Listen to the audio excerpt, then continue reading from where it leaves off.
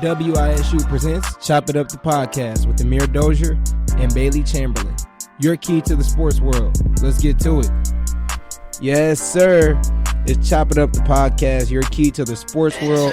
I'm Amere alongside my partner Baylee Chamberlain, and this is Season 1, Episode 2. We're coming to you from the WZIS studios. How you doing, Baylee? I'm good, man. Episode 2. Go ahead and unlock the sports world with the headlines for us real quick. So we're going to start off local. Local news tonight, Terre Haute South Braves tennis team finished in the top 4 in the state last weekend. Shout out to them. They beat Munster 3-2 and then lost the next day to Indianapolis North Central 2-3, so 2 5-set matches. On the west side of Terre Haute, the West Vigos cross-country star Bryce Steller's career ended in semi-state. He finished in 113th place last weekend, so congratulations to him for making it semi-state. Northview High School in Brazil, Indiana, now delaying their second girls basketball game of the season against Bloomfield due to success of Bloomfield's volleyball team. They're 26-5, so their season's still going. Yeah. The game was scheduled for Friday, November 8th, but was switched to Saturday, November 16th. National news: Indiana Pacers. I don't even want to talk about them right now, man, but we're going to get to them later. Started the season 0-3. They're actually playing as we're doing this podcast. They're playing the Nets right now. It's about to be halftime. Yeah, man. They host Cleveland Cavaliers on Friday. As you guys will see this. I'm actually going to go to that game. First Pacer game I'm going to go to this season, so shout out to that. This weekend in the Colts, traveling to Pittsburgh to face the 3-4 Steelers. We're also going to talk about the Colts later on in the episode. More NFL news. The Rams quarterback Aqib Talib has been traded to the Dolphins, along with a future 5th-round pick. And then Talib is the second corner the Rams have traded in the past 2 weeks. You know, they just got Jalen Ramsey from the Jags, so shout out to him being out of the AFC South. And then So you said you're going to that Indianapolis game? Yeah, man, I'm going to go to the Patriot game. We're sitting in a suite. So, you're going in a suite? Dog, free food and alcohol. I'm excited for Friday. What do you remember your first game ever at Baker's Life, ever in life? Because yeah, I remember the first time. Remember it, yeah. I remember the first time I went, I was just like, this is the craziest thing. Yeah, in the man. world. So it was called Conseco Fieldhouse back when I was first going. It was called what? Conseco Fieldhouse. Oh, Whatever yeah. the name was, Conseco really had it. Yeah. You really are a Pacers fan Yep. because I don't know anything about But that. the funny thing is when I was younger, I liked the Sacramento Kings because Mike Bibby is my favorite player. So I'd go to I hated the Pacers growing up just because I was a little kid. Wow. And I liked another team. I hated the Pacers. So my dad bought me tickets, and me and him went. Every time the Kings came to town, we would go to see the Kings, and I would wear all Kings stuff to the Pacers game. That's crazy. And I would be that kid in the Kings tunnel trying to get autographs. But yeah, my first Pacer game was, I don't remember the year, but it was against the Kings. It was a lot of fun. All right, well, we're going to jump right into Sycamore Spotlight. Indiana State head to Normal, Illinois last weekend, and they played a number 7 ranked Illinois State, so they're a pretty good team. They played Illinois State in a really rainy game. And the defense was pretty much what we think it is. It was pretty good. There was no score in the first quarter, 7-7 going into halftime. Oh. What do you think happened? Because the game finished 24-7 with ISU losing. What do you think happened? So ISU didn't score at all in the second half. Now, I personally didn't watch the game because we had the volleyball game to do. Yeah. But, I mean, they just probably didn't get any offense going. Their run game probably wasn't doing anything, and then they probably didn't resort to the pass game very much. Yeah, and Baylee does play-by-play for volleyball, and I only do sideline reporting, so I got to actually watch a little bit of it. Mm-hmm. And one thing that I can tell you that I noticed was the only score was a 6-yard touchdown pass from Wilderman to Dante Hendricks. It was like 19 seconds right left before halftime, too. Yeah, 19 seconds left in the second quarter.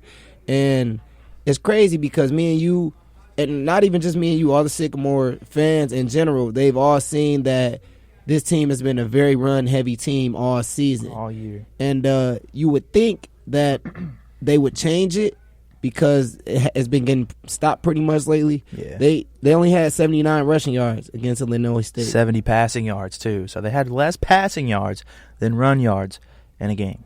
Yeah. You don't see that very much. You know, I got a chance to listen to Coach Mallory and see what he has to say as far as the concept for the next game, and this is what he had to say. Well, being able to run the football is going to be the main emphasis. You can run the football, you can open up the pass game, but that's where it's always going to start. It's like a broken record with us. That's what we're built on, and we got to stop the run. I mean, you got 3 running backs who are all 3 different, and are all 3 very, very good. So we got a challenge to run the football and be able to stop the run. So the team that Indiana State is playing this Saturday is Southern Illinois. And this team, they're not a bad team. They beat 2 FBS teams earlier in the year. And they might not be the best FBS teams in the world, but just beating an FBS team as an FCS program is good. Beat them pretty good. Beat UT Martin 28-14, and then UMass, they put up 45 on them. Yeah. So they kind of stomped both of them. And they're coming off back-to-back conference wins. Yep. One against a team that ISU lost to. Didn't even score against South Dakota State or South Dakota. Yeah, so I feel like as far as what Coach Mallory is talking about with running the ball, this is my opinion, and this is from what I've seen from the team so far. I feel like passing the ball would be better if you look at their past history.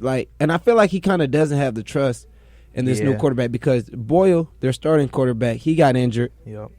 And I feel like, they kind of don't trust Wilderman because they put him in the first time. And then I remember when they went to South Dakota and they lost 38-0, he wasn't the starting quarterback. Gunner C was.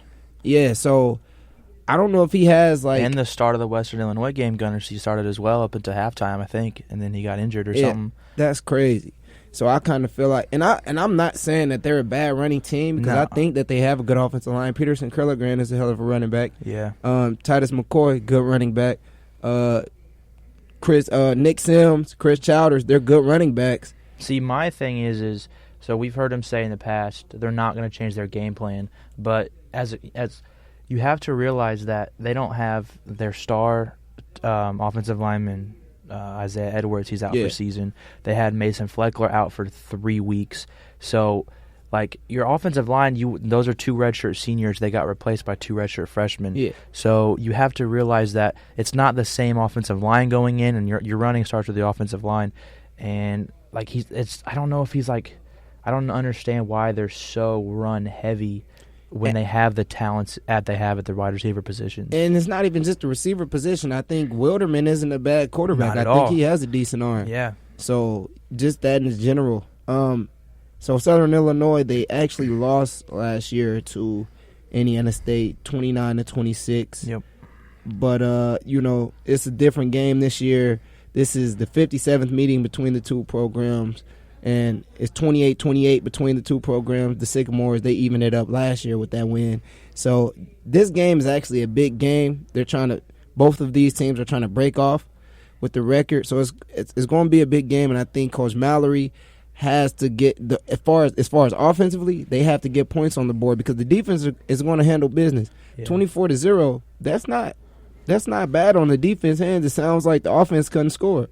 So I feel like offensively, they're going to have to make plays, and I feel like the best way for them to make plays is if they threw the football because just open up your playbook more. At least attempt it. Yeah.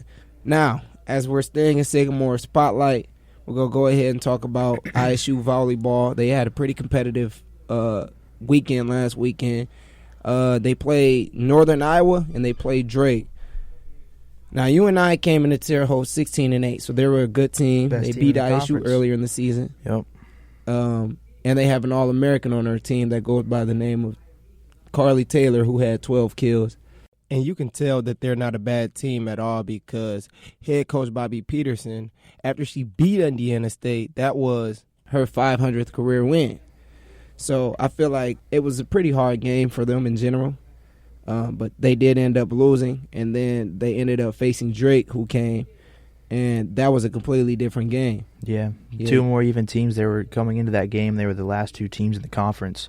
And Indiana State, we knew they were going to get tested, and they did. And Indiana State came on top 3-1, got the dub at home. And after the game, I got a chance to ask Coach Allman, basically, did that loss at Northern Iowa give her and her team that fire to win against Drake? Because they lost to Northern Iowa on Friday. They had to turn around in less than 24 hours and play again on Saturday. That's how volleyball is. And when I got a chance to talk to her, This is what she said. Yeah, absolutely, and that's kind of part of that sense of urgency that we talked about. I think our veterans understand that a little bit, and it's getting our youth out there on the court to kind of understand that piece of it, right, and embrace that piece of it, and let it fuel you versus kind of not sure which way to go, right? Stutter stepping a little bit. We got to make sure we're learning from our losses, we're fueling us, the intensity is fueling us versus letting us be hesitant. Yeah, see, as she mentioned, the youth kind of fed off of the older people, and that fire that's a different type of anger. When you take a loss to a team and you get a chance to actually bounce back and play the next day, you don't get to see that often in certain sports. You play a game and it's a break for a while. You may not even see that team for a while, or you may not see another team for at least a week. Right. They got to bounce back and play again. Nikki White had an outstanding career day. She had 20 kills. And the crazy thing is, before they even played Drake, Nikki White's career game was against Drake earlier in the season. Yeah, she got 16 kills that game. Yeah. So, Melina Tedrow for the Sycamores, she didn't disappoint defensively. She had 16 digs. So it was interesting watching that. They had Valparaiso tonight and Loyola Chicago the next day. They lost to Valparaiso. They got swept too at home 3-0. So they're going to have to use that same momentum coming off of this weekend and coming off that Drake win to win against Valparaiso, I feel like. Only difference is they got to travel to Valpo, and then they play, you said Loyola Chicago once again? Yes, sir. They've already lost to them this year. Loyola Chicago's, and I believe they might still be second in the conference. They're battling with UNI. So tough road for the volleyball team, 2 road games, but they just got to lock in and get the job done. All right, that's Sycamore Spotlight for you guys. We're going to go ahead and head into – this is actually a big subject that's been getting talked about all over the place, but this pay-for-play thing has been going on. So California, Florida, New York, and Georgia, they all have came to different conclusions. So as far as California, Gavin Newsom, who is a governor, he signed a bill that allows student-athletes to earn endorsements. Okay. A Florida governor, Ron DeSantis, said Thursday that he'll be back. They'll back similar legislation in the state. And New York State Senator Kevin S. Parker proposed a bill that calls for the NCAA to put aside 15% of all college sports-related revenue for student athletes. And that's the one that I like. I yes, like that. And in Georgia, their athletes are just allowed to be paid for their likenesses all in one. So I feel like this could definitely be a crazy move. It would affect college sports in a big way. Of course it will. And like I just said, I like the New York one where calls for the 15%. Yeah, NCAA putting aside 50% of all college sports related revenue, because that way you can distribute it more around everything, around the school and around the sports. But I don't know. It's a touchy subject that affects a lot, while also having it can positively affect one thing, and then you look at the other side and you're like, well, it kind of negatively affects that. So there's a lot of sides to this. I can kind of understand both sides, but this is the thing. This is how you think about it when you're an athlete. You're thinking about it as, okay, I'm doing this and I'm working hard every week and I'm putting in so much work, and these tickets cost so much, and these people are coming to watch me. Yeah. But I'm still starving every night, and I still don't have any money in my pocket. It's not like you can go work a part-time job, because your part-time job is your practice during the week preparing for the games. So I feel like I can understand that. And then if you look at it from the other perspective, is okay, so how are we going to pay every single last one of you guys? Yeah. The swimming team doesn't make as much money as the football team. Yep. The track team doesn't make as much money as the basketball team. So how are we going to pay all of you guys? So is that where Georgia is saying they allowed to be paid for likeness? What is that? That's like, okay, so if you get a video game like NCAA, you know how they had for the quarterbacks it'll say QB number 15. Yep, they wouldn't use their name. That's his likeness. That's not him. Okay, but that's his likeness. It's like him. So that makes sense. You can get paid for that type of stuff, which I wouldn't even want to be paid for my likeness.